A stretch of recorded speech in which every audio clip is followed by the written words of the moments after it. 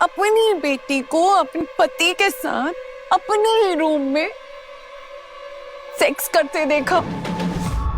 मतलब आपकी बेटी नेहल और आपके पति पीयूष? जी भाऊ। ये कुछ छी, तुम ये सब होश में बोल रही हो ना? जी भाऊ, मैं तो बिल्कुल होश में कह रही हूँ। आपने देखा? जी भाऊ, मैंने अपनी आंखों से देखा अपने ही कमरे में, और पूरे होशो हवास में आपसे कह रही हूँ। होश तो वो नेहल और पीयूष के खो चुके हैं। कैसा करेगा कोई ऐसा चीज हजम? कैसा करेगा? जो पीयूष वो बच्ची को जो बेड पे बचपन में सुलाया करता था, साला उसी के साथ ऐसा गंदगी करते समय, नंगापना करते समय शर्म नहीं आया क्या? साला इतना तक कोई गिर कैसा सकता है? हाउ नेहल, मेरी बेटी जब वो 3 साल की थी ना, तब उसके पापा मतलब मेरे पति गिरीश हमें छोड़कर जा चुके थे। समझ नहीं आ रहा था, इतना डिफिकल्ट फेज था हमारी लाइफ में, कुछ समझ ही नहीं आ रहा था क्या करें।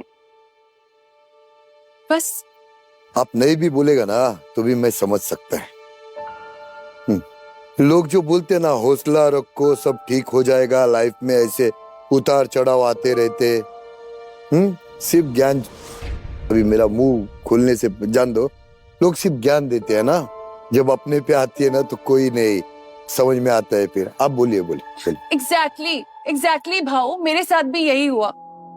सब ने बोला था तुम्हारे लिए हम खड़े रहेंगे, तुम्हारा साथ देंगे। गिरीश के मरने के 13 दिन के बाद किसी ने अपनी शक्ल तक नहीं दिखाई।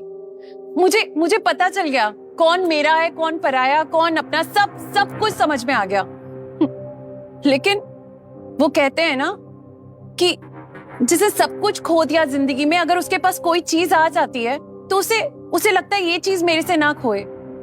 बस ऐसे ही मेरी जिंदगी में पीयूष आए थे। कौन है ये पीयूष?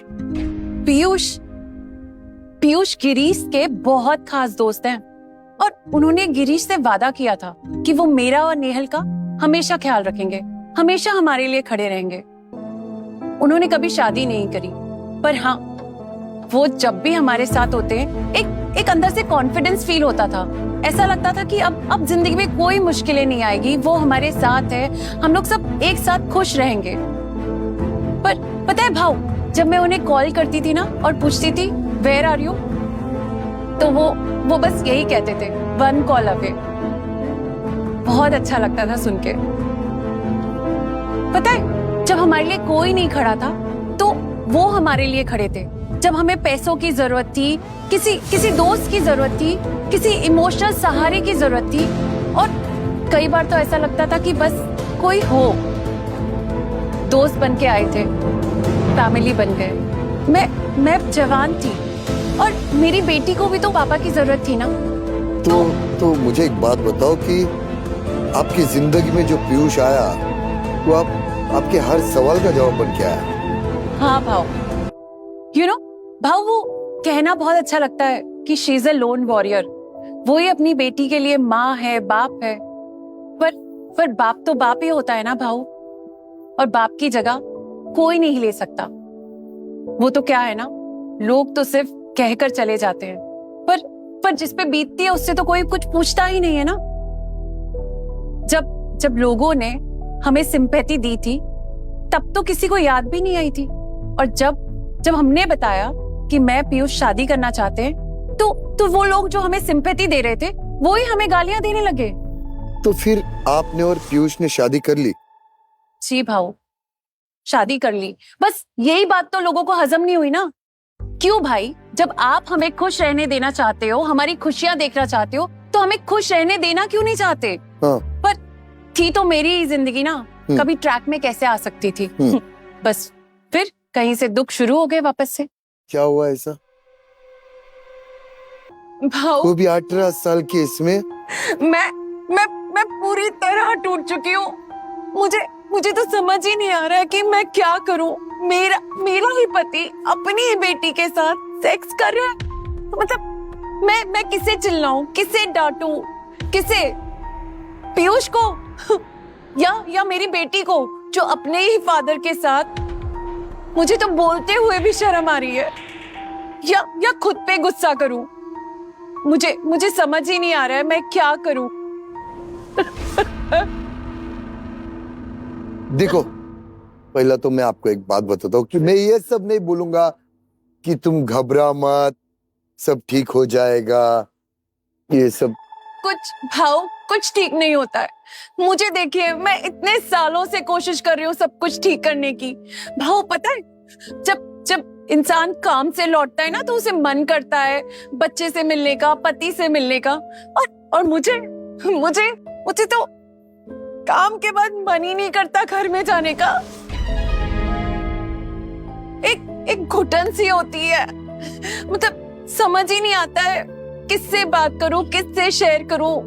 कभी तो मन करता है कि मर जाऊं। रुको। आप शांत रहो। पानी पियोगे आप?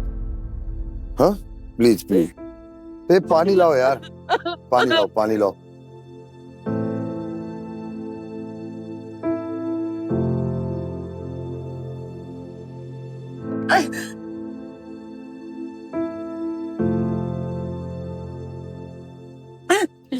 शांत। देखो, तेरे साथ कौन है, क्या है, कौन तेरा साथ देने वाला है, कौन है मालूम नहीं, मगर ना यहाँ पे ये भाऊ, तेरा भाई यहाँ पे, हाँ? तो ये इसका टेंशन नहीं लेना। जी भाऊ। हाँ, बिंदास रहने का। हाँ, तो बिंदास, शांत रहो, पर मुझे ना पूरा बात बताओ, ठीक है? जी हाँ, बोलिए। बस भाऊ, अब मुझे समझ नहीं आ रहा कि मैं क्या फैसला करूं, क्या डिसीजन लूं। मतलब मैं तो रह ही नहीं सकती ना ऐसे आदमी के साथ। मेरा दिमाग चल ही नहीं रहा है। और मैं तो वो चक्की के आटे की तरह दोनों के बीच में पिस रही हूँ। किसको बोलूं, किसको सुनाऊं? मतलब सोच रही हूँ कि किसी को बोलूं भी तो लोग तो हमारे घर की ही बदनामी करेंगे ना। मतलब फंस चुकी हूँ, ये लोग, समाज, वो 4 लोग क्या कहेंगे, उनके बीच में आके फंस चुकी हूँ। पर मैं वो मिसाल नहीं बनना चाहती हूँ भाऊ कि एक बेचारी औरत एक घर में ये सब चल रहा है और मुंह बंद करके सहन करती रहे, चुपचाप बैठी रहे। नहीं भाऊ, मैं वो औरत नहीं बनना चाहती। मैं वो औरत बनना चाहती हूँ कि जिसे देखकर हर एक औरत अपने हक के लिए लड़े, अपनी आवाज ऊंची करे और हर एक जुल्म के लिए लड़ाई करे। मैं वो बनना चाहती हूँ भाऊ। तो बस मैं इतना चाहती हूँ कि आप मेरा साथ दीजिए। सुन, ये महीना वादा करता है कि मैं तेरे साथ है। और अभी मेरी एक बात सुन, शांत रहे, मेरी बात सुन। तो पीछे बैठ, हाँ, मेरा वेट कर। जी भाऊ। मैं बुलाता आपको। जी हाँ, भाऊ। जाओ।